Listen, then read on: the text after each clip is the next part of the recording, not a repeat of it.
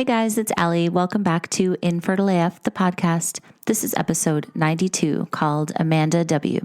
Okay guys, so I'm so excited to share my conversation today with Amanda, who is an absolutely incredible woman who's going to tell us all about her infertility struggles, including having a mother of her own who had infertility issues and how that affected her as she got older. Also being blown off by a doctor at the age of 25, even though Amanda knew that there was something wrong and something was going on. She's going to talk about 7 IUIs she went through, PCOS, IVF, and then we're going to talk about the devastating decision that they had to make to terminate her pregnancy at 19 weeks because her baby son had a myriad of health issues. And she's also going to talk about getting pregnant again. And now, how at almost 32 weeks pregnant, she is still not fully able to relax. And so many of us know that feeling, pregnancy after infertility. It just does not go away. So finally, Amanda's going to tell us about her new site, which is called We Know, and it's a place where people can go to ask questions and crowdsource advice on everything from travel to food to parenting to pregnancy to infertility and all the things. So it's a great conversation. Thank you, Amanda, for sharing.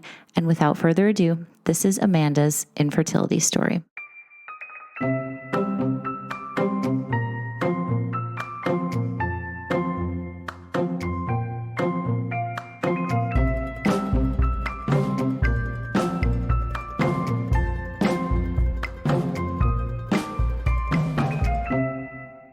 Amanda, it's so good to talk to you. How are you today? Great. Thank you for having me. Of course. I'm so excited to get into your story. We're going to talk about everything that you have going on. You've got this amazing new place, site, hub, information like juggernaut called We Know, and we'll get into all that. But let's start at the beginning with you. And, I always love to ask people if they always wanted to have kids. Did you grow up always wanting to be a mom? I did. I mean, I would definitely say that, and I have a younger sister who's 5 years younger than I am, and she was always kind of more maternal than I was, but having grown up in a very tight-knit family, having a family of my own was always important to me. And I also had a mother who struggled with infertility. And as the older child, I think she really relied on me to help her figure out how to communicate to my sister that she was conceived in a test tube. So it was always something on my mind that it may happen to me and that building a family doesn't always just come easily. Wow. So did you know at 5, like what she was going through? 5 and younger, I guess, because it probably took a while, right? Yeah, I didn't. I don't think I was aware of it then, but I do remember like a lot of my other, and 5 years isn't a crazy time period, but I do remember other friends having siblings. And I had gotten quite used to being an only child. But I would say my mom probably started talking to me about it when I was around 15 or so. Okay. So what did she say? Did she have a diagnosis? No, unexplained. Okay. So did she say this is something you might need to look out for as you get older and start to try to have kids? It didn't come up so much like that. More so, we've just always been very close. And I remember one day she sat me down and she said, I have to tell you something because I don't know how to tell your sister, but I had trouble conceiving her and she was conceived in a test tube and I don't want her to feel devastated like she's not my child. And then I remember her just explaining to me how much of an impact infertility had on her life. Wow. So what did she end up telling your sister? She said to her that, she wanted her so badly that it took a lot of time and effort, and it was out of just an extreme want for her to be in our family, and she should feel encouraged by the fact that she was conceived in a test tube rather than feeling any different than me. I think it's a generational thing. Now IVF is so commonly talked about and so commonly used to treat infertility, but back then it was still new. So I think my mom was very worried that my sister would feel, like a lesser part of her than I am, even though that's not true. Yes. Wow. That's so interesting. So, okay, let's fast forward to your story. So what happened? Well, how did you meet your husband, first of all? Oh, no one ever asks me this, and it's actually quite funny. So, and it all is related. So I met my husband at a pool party in Las Vegas, totally randomly. He was there for a work conference and stayed an extra day. And I was there for like this 25th birthday party with 30 people, and I met him and we fell in love immediately. And it was truly, out of a fairy tale. And we did long distance New York, LA for a year. And then he moved to New York. And it's funny you asked, because that did really have an impact on my fertility journey, because I was the first of my friends to even talk about getting married. Okay.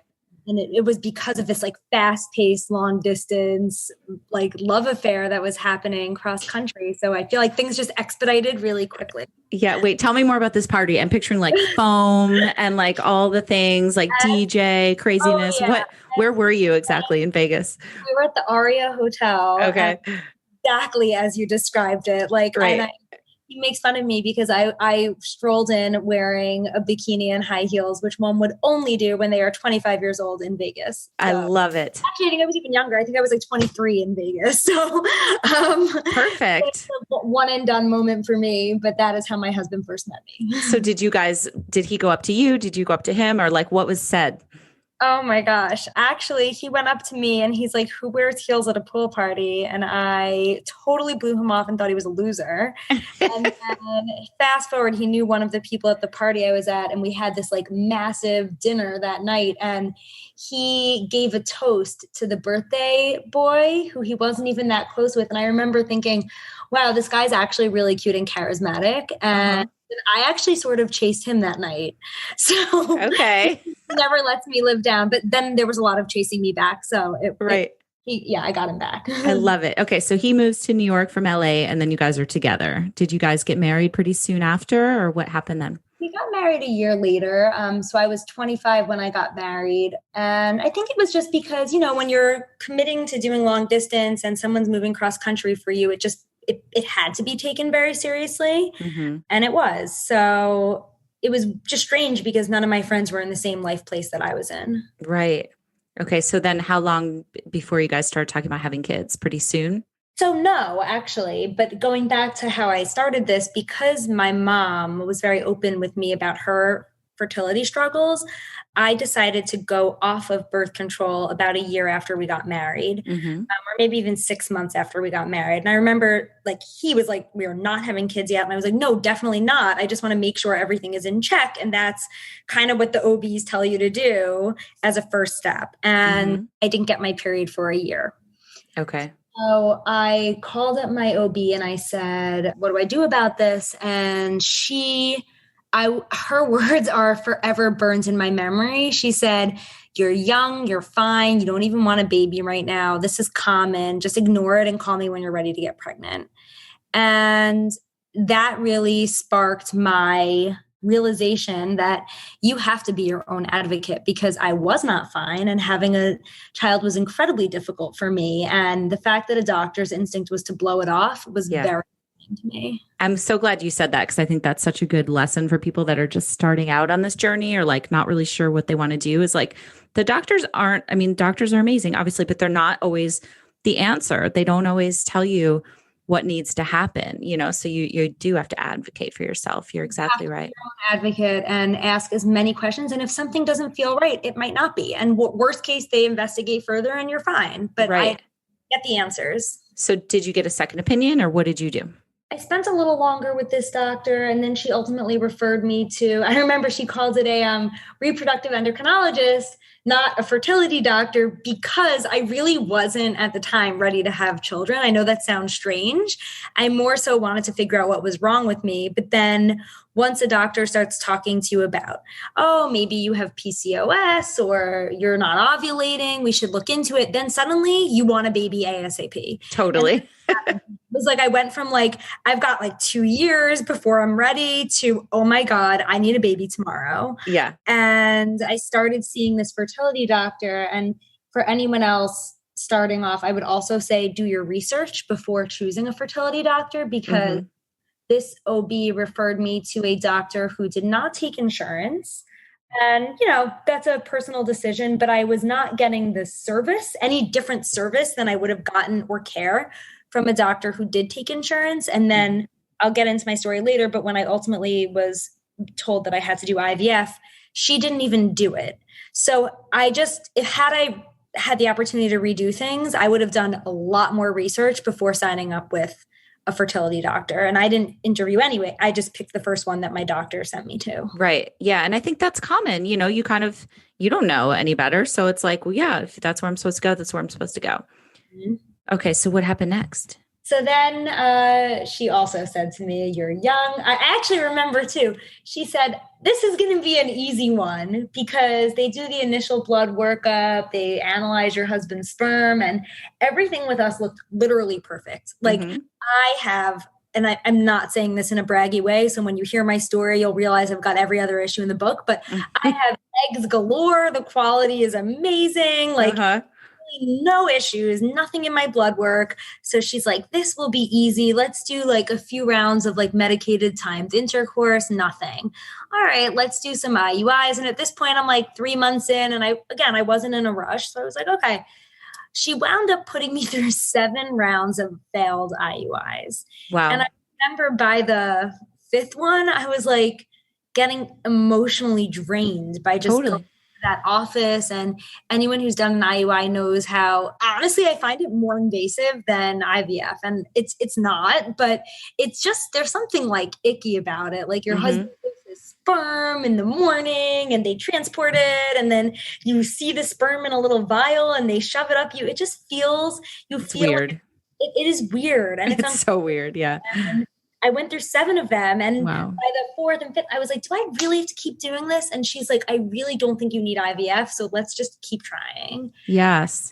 And had I done more research and spoke to more people, I would have realized like, you probably don't need to do more than 3. Yep. What was going on with like you and your husband? Had it affected your relationship? Were you feeling depressed or was it still like, okay, this is kind of step 1. It's not too bad yet. Yeah, I think it was step 1 for me. And I think maybe because, again, I was in a different life phase than most of my friends. I had the benefit of not having that many people around me announcing pregnancies and trying to get pregnant. So because of that, I feel like we were both a little more patient with the process and it wasn't like dramatically eating us up yet. It was more just like the physical, like schlepping to the doctor's office. And I had a busy job in finance. And by the way, the financial burden, because I was seeing a doctor that didn't take insurance. So like, every IUI was a couple $1,000s and we'd be like, oh my God, like there goes the trip we wanted to take. So it was more that than, and I have to say, like, I think it made us closer, which I know it can put a lot of stress on a relationship, but it had the opposite effect on us, I think. Yeah.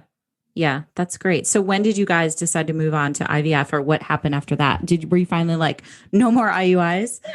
I think I said it. She was like, we can try one more time. I'm like, I am not doing anything else. Okay. Fair. Like, I'm not doing this again. And then she said, oh, well, I partner with NYU to do IVF. Like, I don't do it.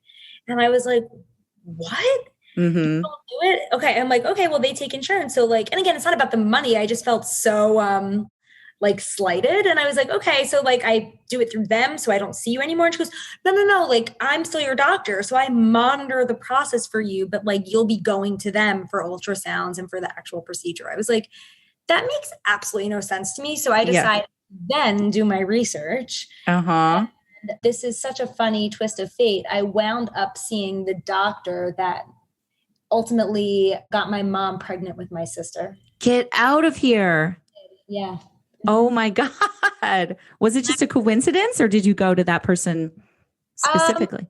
But my mom suggested it to me and I was like, Mom, what? Like, I'm sure he's like older and like not still like a hotshot doctor. And she's like, no, he was super young when he was starting his career when I saw him. And now I think he's like literally in the prime of his career. Fast forward, he's like, I ended up seeing Dr. Griffo in New York, who is, I can't speak more highly of him if I tried. Like I love him. He's an excellent doctor. And by no means is he this like old, slow doctor. Yeah.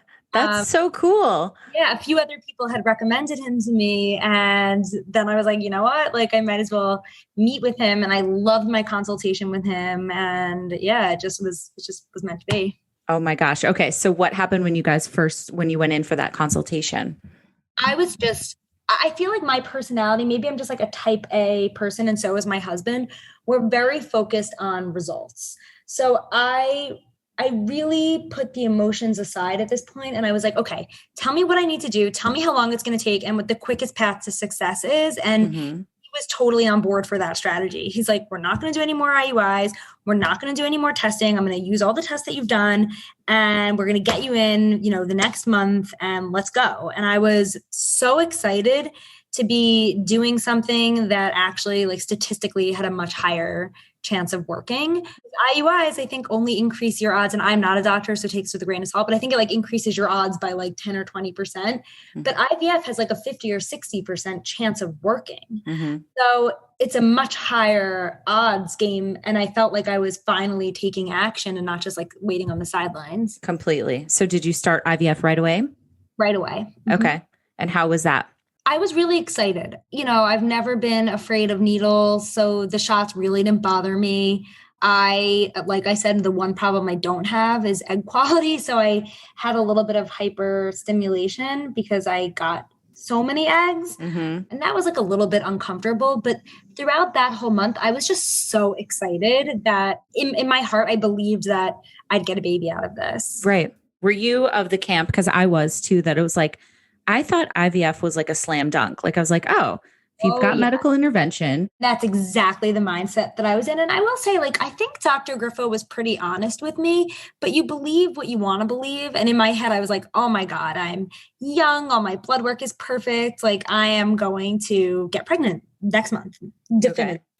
Is that what happened? So we ended up getting like 20 something embryos, and then so we had so many extra embryos. So I decided to do a fresh transfer, even though my doctor told me not to, because NYU believes in genetically testing all the embryos before they transfer them.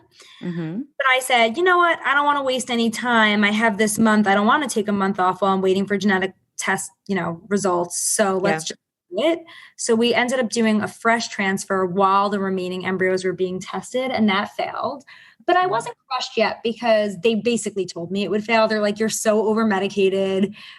Like they were strongly against doing it. And again, I like had learned this lesson to be my own advocate. I'm like, I don't want to wait around. I'll blow an embryo. Let's do it. Okay. That didn't work. Then I ended up getting back the genetic results. And again, they're like, wow, your embryos are really healthy. Like, again, this is going to be easy.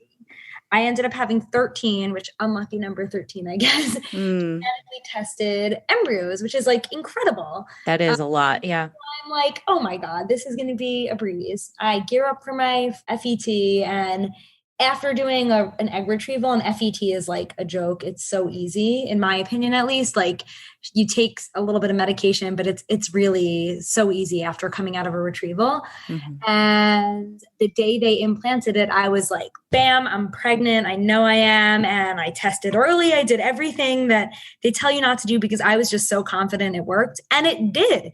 It was the first time I had ever seen a positive line on a pregnancy test. And I almost was not even like that excited when I took the test because I was just so confident going into it that it was like, of course it's going to be positive. Wow. And then we had planned to go visit my husband's family in California, and I got on a plane. I must have been like 4 weeks, 3 days. I had just gotten my blood work back from NYU. Everything looked great. And a week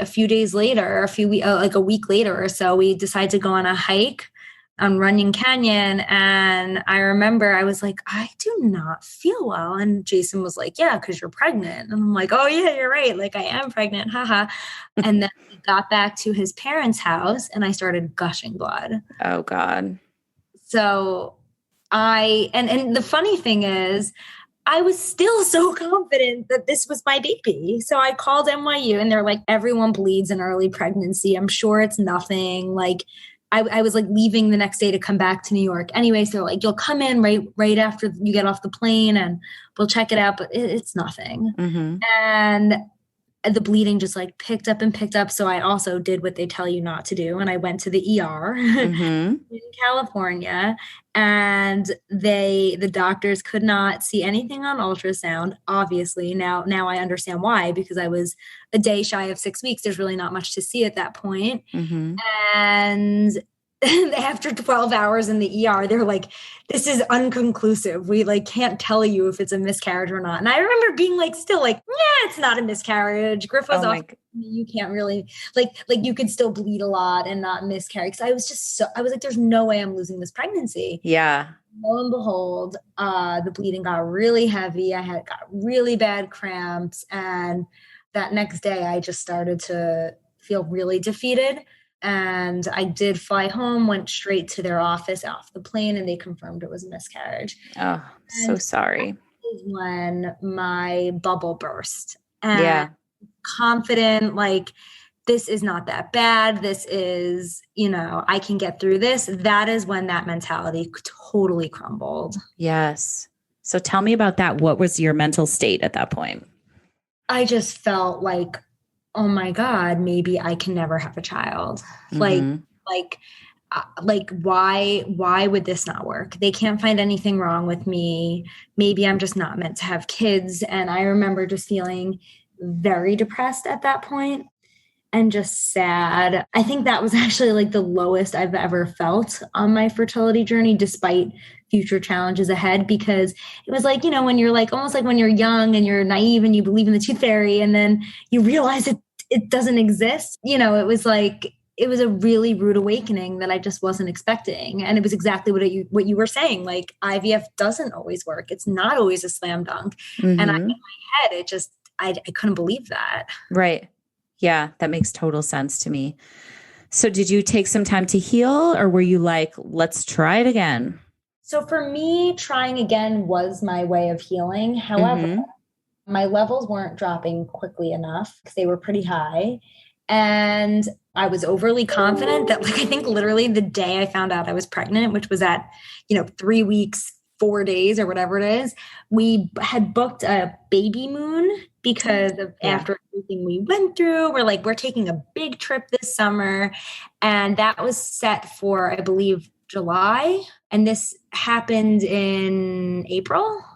Mm-hmm. And by May, my levels were still really high. I actually always forget this, but I actually ultimately ended up needing to get a DNC like maybe a month or two after the bleeding, because there was a 1 millimeter piece of tissue stuck in my uterus.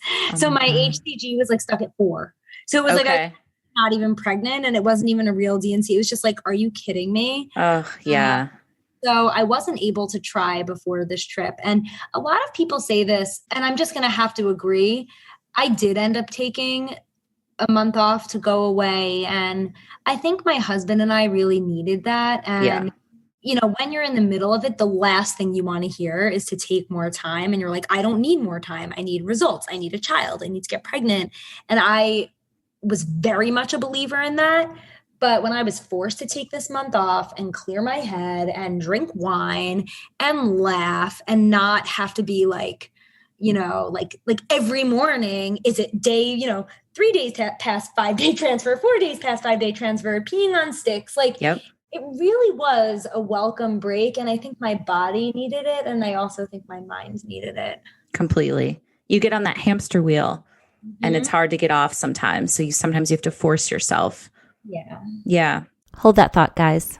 This episode is being sponsored in part by Thrive Cosmetics, an independent, woman-founded and owned beauty brand that specializes in high-performance makeup and skincare that's both vegan and cruelty-free. Now, we all know the holidays provide the perfect excuse to get a little more glammed up than usual. And Thrive Cosmetics is a new beauty brand I've discovered and really fallen in love with. And right now, they have some amazing discounted sets that are perfect for gifting. Plus, for every product you buy, they donate to help a woman thrive. Now talk about holiday cheer. Also, you guys know I love me a female-founded and owned company, and Thrive takes it one step further. Their mission is called Bigger Than Beauty, which means that for every purchase, they donate much-needed products and funds to nonprofit partners nationwide who are helping women face significant challenges to thrive again. All right, now let's talk about some of their high-performance products. Thrive Cosmetics products are made with skin-loving ingredients, and they're formulated without parabens, sulfates, and phthalates. And a lot of the sets right now include a free tube of Thrive Cosmetics best-selling Liquid Lash Extensions Mascara, which is one of my faves. This is the mascara you may have heard about that is sold every 5 seconds. It's flake-free, smudge-free, and clump-free, and it's got more than 7,000 5-star reviews, and it also won Glamour's Best Clean Beauty Product of 2020 award for the best mascara. I was wearing it the other day, and my daughter Ever said, "Mom, are you wearing fake lashes?" And I wasn't. I was just wearing their Lash Extensions mascara. So here's the thing. You can start thriving and help women in need today by going to thrivecosmetics.com/infertileaf for 15% off your first purchase. That's Thrive, CAUSE, medics.com/infertileaf for 15% off. Thanks so much, Thrive. Okay, so I'm glad that you guys had a good trip. Tell me what happened when you guys got back. Then I was like, okay, game time. Game on. More paint on my face. Let's go. And they did a transfer, and that transfer resulted in my daughter Scarlett. So someone also gave me this advice. So funny enough, I miscarried in LA, and then we had my sister-in-law's a big birthday party like 3 weeks later, and I wasn't going to go. And then I felt really bad missing it, but I was still like traumatized. I was still bleeding, and I was like kind of traumatized by like just being there. But I went because like, what are you going to like sit in a dark hole? And one of her friends, like I sat next to at dinner, and I didn't know this girl, and she somehow it came up what had just happened, and she had 3 kids. And she said to me, "Listen, I had a miscarriage before my first child, and I am so thankful for that miscarriage. And it's really hard in the moment to feel that way, because if I didn't have that miscarriage, I wouldn't have my 3rd child, like who I love, who I can't imagine my family without." Yeah. So that was like a really nice way to view a miscarriage. If you're a believer in what's meant to be will be. And that's kind of exactly how I feel now looking back at my daughter Scarlett. Like had any of those prior IUIs, taken, or the first 2 embryos I used, like I may not have had her in my life, and I can't imagine a world without her. So completely. It's such a good way to look at it. It's, shift in perspective. And so how old is she now? I'm looking at her Instagram. She's so cute. Thank you. She's 2.5 and delicious and terrible and everything you want from a 2.5-year-old. Of course. There's a picture of her in like an avocado costume. Yeah. It's so cute. You had her. How was the pregnancy and delivery and all that? So, my saga continues of, false expectations. But after I got pregnant, I was like, oh my God, like the hard part is getting pregnant. Now that I'm pregnant, this is a breeze. So I was like that pregnant person who was like beaming and glowing, and nothing could upset me. And I was eating croissants at 11 a.m. in the middle of New York City. And I was, living my best life. People are like, "Are you uncomfortable?" No, I love my belly. I really was that person. Yeah. Delivery wasn't so easy, but aside from that, like I had a breeze of a pregnancy. Mm-hmm. So I'm very appreciative for that. Then my story got fun again. I remember just being so happy to have Scarlett, but right when she turned 1, a lot of my friends that I made who had similar age children were starting to get pregnant right away. And I said to my husband, like, "Hey, I know we're both really busy with work and our careers, but like, what if God forbid this takes me a really long time again? Let's just do it." And he was like, "Absolutely. Like, let's not waste any time." So I call up Griffo, we schedule it. We're both so excited. And I got pregnant on the first transfer. Mm-hmm. And that like never happened to me. So we we're high-fiving, like, oh my God, our days of like issues are done. And in my head, I'm like, getting pregnant's the hard part. Pregnancy is the easy part, right? Mm-hmm. Wrong. So I found out that a few of my really close friends were also pregnant with me. And one girl actually had the same exact due date as me, in my close mom group. And that was really, really fun for like 2 weeks until I started gushing blood at 6.5 weeks. Oh my God. Clots, like, filling pads every 3 hours, like gushing. So I was like, Jason, I'm totally miscarrying again. Rush over to the doctor, and lo and behold, I wasn't miscarrying. The baby was still there. There was a heartbeat. The heartbeat was really slow, which was kind of suggestive that a miscarriage could be happening. Mm-hmm. And I kind of braced myself. I'm like, okay, baby's still there, but like not looking good. They're like, come back in, I think it was like a few days. I went back. Heartbeat was fine. I was still breathing, but the baby oddly had stopped growing. So they were still like, maybe it's just like hard to get a measurement. There might be a weird shadow, but like a 7.5-week fetus, there's not a lot of margin for error. I learned later on, like the sizing, because they're not really reliant on you so much in the beginning. It's really just about blood flow. Like they're all pretty much the same size. So there shouldn't be a lot of dispersion. And my fetus was measuring a week behind. So they were like, okay, come back in another week and let's see if there's growth. Such an emotional roller coaster though, right? So you're waiting and waiting and of course probably thinking the worst, or maybe you have moments of optimism. Oh no, I was like convinced it was over. Convinced. Okay. There was like zero optimism. I was actually more like, I just want to get it over with. Yeah. But then I kept going back and they were like, actually, it looks fine. It would like grow just enough and the heartbeat would be just strong enough, even though I was still bleeding, that they were like, this is fine. So by maybe 10 weeks, I was put on modified bed rest, still bleeding. Baby was growing on a fine trajectory, looked small, but not like, I think it was in like the 10th percentile. It wasn't like, you know, crazy small. And then I did start to like get my hopes up, like this is our child, like this is going to be fine. And every scan was just, I would hold my breath. I would like get emotional the morning of. I'm like not a spiritual person at all, but I would like kind of pray. Totally. I would, you know, make my husband come to every appointment. Whereas with Scarlett, I was like, go to work. Like I'm fine. Yes. And it would be like one good appointment followed by one bad appointment that would put us like 10 steps back. It was just, you know, bad nuchal scans, bad measurements, but the doctors remained hopeful. But again, I went back to my original philosophy of needing to be your own advocate. And something just didn't feel right to me. So I think I saw like 7 doctors. Oh my God. And I love and trust my OB, and ultimately her advice. By the way, I should have mentioned, I actually ended up switching OBs when I got pregnant with Scarlett, just given how I felt a little like blown off by my first OB who told me that I wasn't going to have fertility issues. Right. And I'm obsessed with my new OB, and her, you know, she wasn't ready to give up on the pregnancy in the early days, but she was very clear with me that something didn't feel right. And her instinct was correct. At 20 weeks, or actually at 19 weeks, we were given the devastating news that the fetus had lost kidney function. So it was now tracking, I think, 10 days behind, and the kidney function had gone out. And then I had weird blood markers in the nuchal scan. So in my doctor's words, I had no, what did she say? She said, you have too many parking violations. You didn't get a 90-mile-per-hour speeding ticket, but if you rack up all of these parking violations, it really doesn't look good.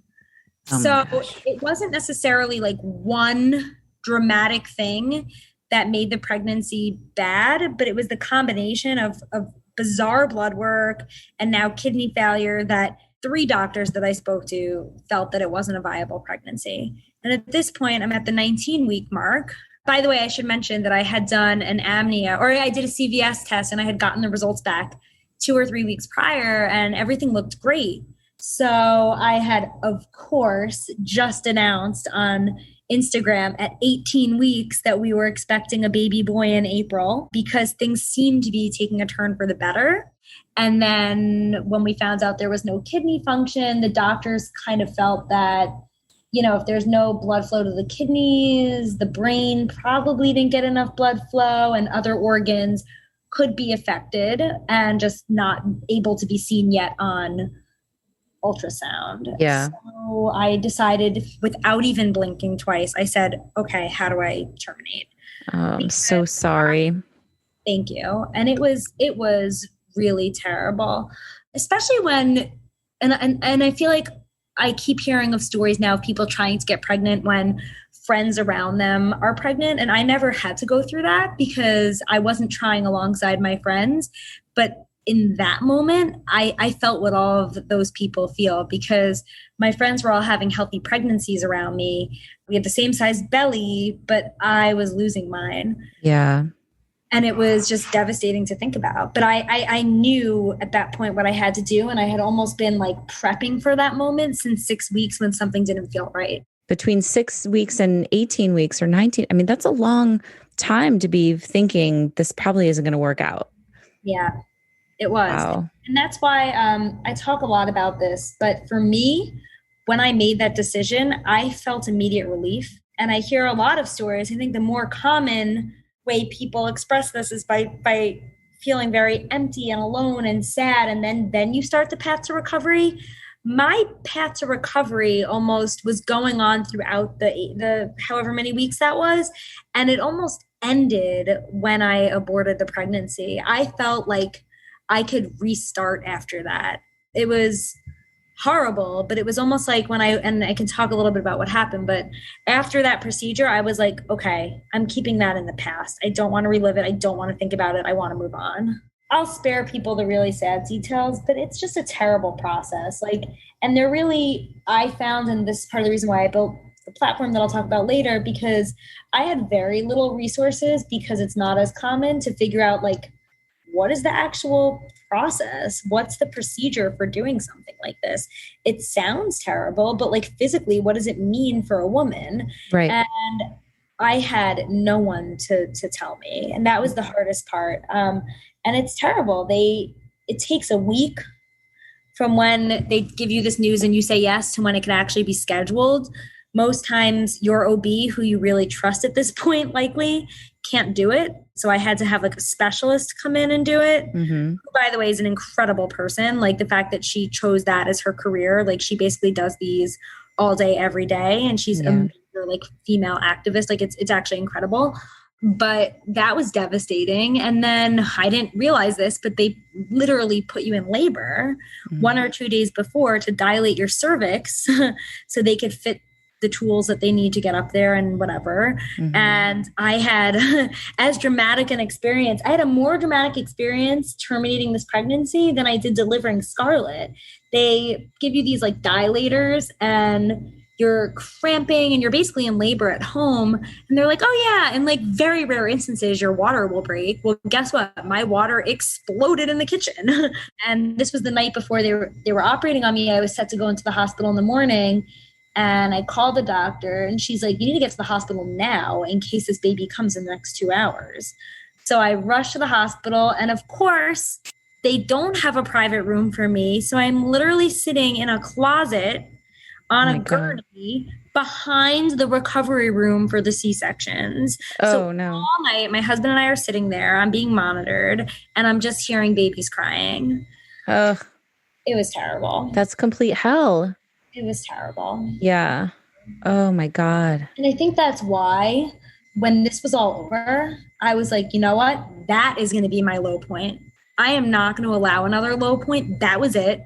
It's only up from here. Yeah. And I really did take as positive of an approach as you could possibly take, because I would not allow myself to feel worse than I did that night. I'm so sorry that you had to go through that. Thank you. It was not fun, but sounds cheesy, but it does make you stronger and appreciate what you have in life. Completely. My daughter they made me stay in the hospital an extra night, and my daughter burst into my room and visited me the next day. And I just realized and I was lucky that this happened with my second child, not my first, because I was connected with someone and she had the same exact experience that I had, but it was with her first. But for me, I looked at Scarlett and I was like, I can do this. You can do this. You are going to get, war paint back on, and you're right. And that's what I did.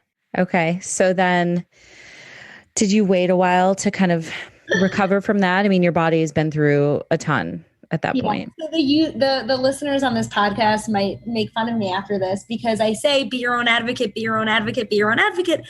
But you actually do have to listen to doctors, because I think in this next little bout that I'm going to tell you, and my saga is almost over, but I think I was a little bit too much of my own advocate.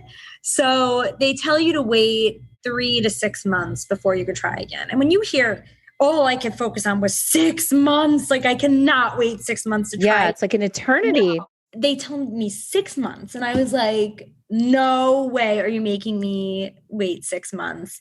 And then I like do my own like Googling and baby centering. And I'm like, nah. I speak to a few people. I'm like, yeah, you would get pregnant in 3 months after this. Like, you just have to like, make sure your levels drop.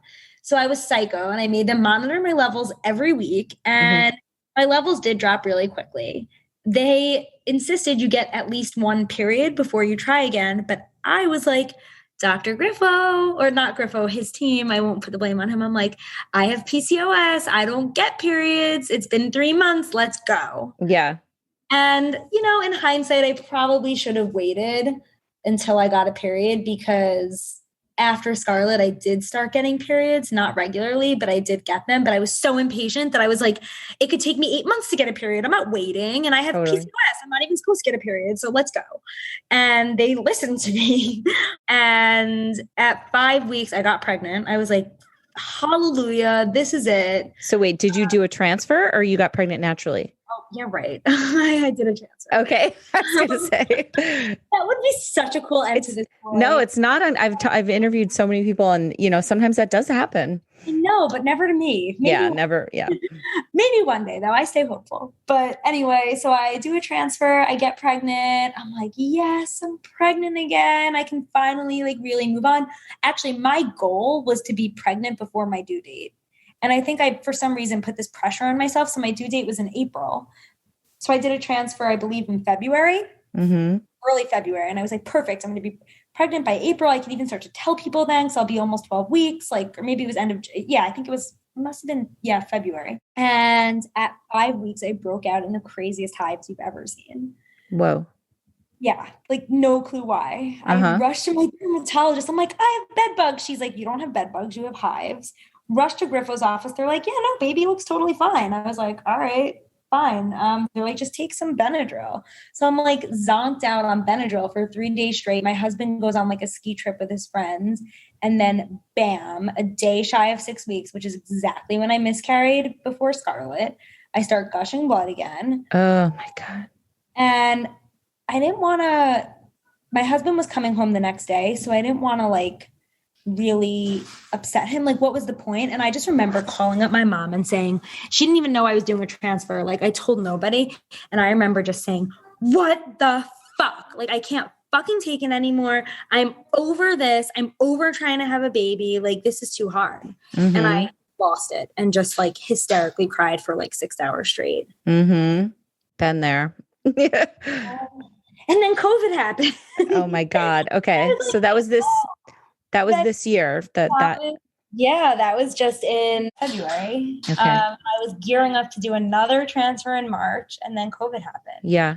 And at first I was devastated, but then I kind of thought back to my first experience with Scarlett and I was like, you know what? It will be what it will be. And I actually did think maybe I'll get pregnant naturally. Like how fun would that be? But I said to myself, you know what? You need a break. Just go with it and take time and drink wine and, enjoy this like bizarre time with family. Right. And I did. And I actually got my period 3 months in a row or 2 months in a row. And it never happened to me, like on time. And I was like, oh my God, I like felt healed. I felt fixed. It was very strange. Yes. It was this like, even though COVID was such a stressful time, there was something really relaxing about not having to go anywhere, no social pressures, no, just literally being home with my family. And it oddly like put my body back on track. Yes. I've heard a lot of people say that who are going through this, that it was like nice to kind of just slow the fuck down for a minute. Yeah. I think we all needed it. Yeah. And then Griffo is a saint and they let me, I think I was literally the first person that they allowed to come in May. It was either April or May to do a transfer right when they decided to reopen the clinic. And here I am 7 months later, getting ready to have a baby. So this is so wild. So are you 30 weeks right now? 30 weeks. Oh my gosh, Amanda, this is crazy. It's so awesome. And how do you feel?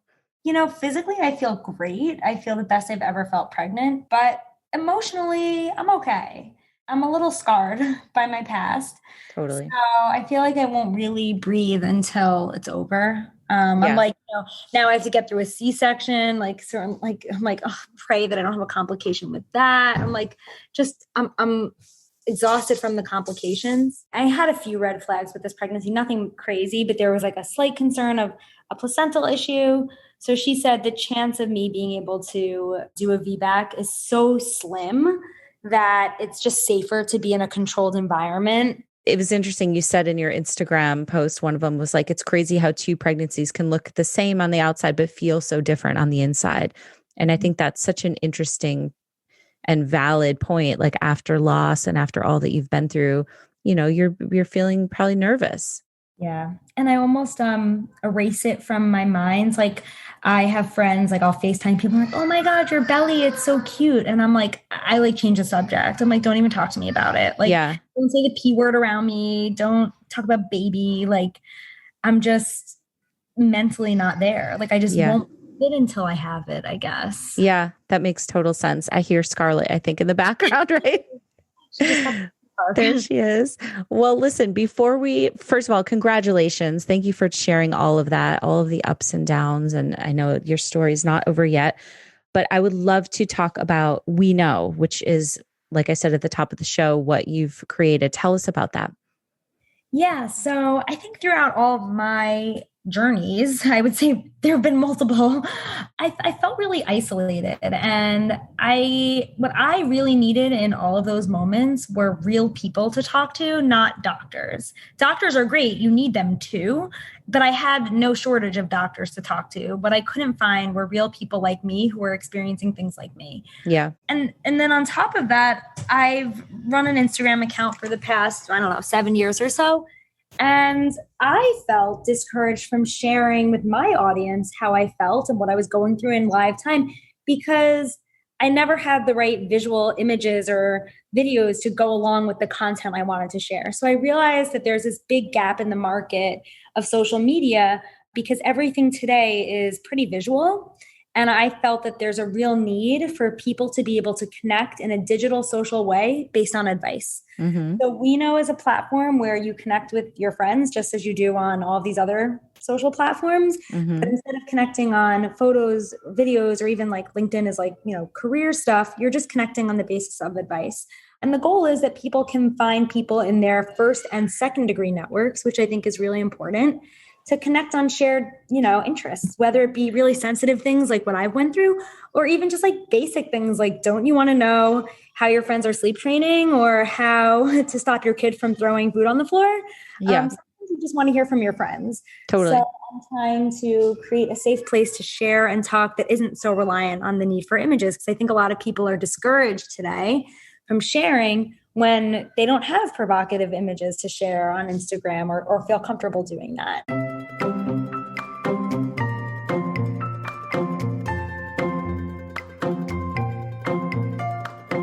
Okay, everybody, thank you so much for listening to my conversation with Amanda. Definitely check out We Know, her new site where everybody can share advice and glean information. I'm going to link to it in my Instagram, which is at Infertile AF Stories. I also wanted to remind you guys that if you are looking for a place for support, definitely check out fertilityrally.com. And finally, if you don't mind rating and reviewing this podcast wherever you listen to it, on Apple or Stitcher or Spotify, it really helps us get noticed and it helps these stories go out to even more thousands of people. So thanks again, and I'll talk to you guys next time.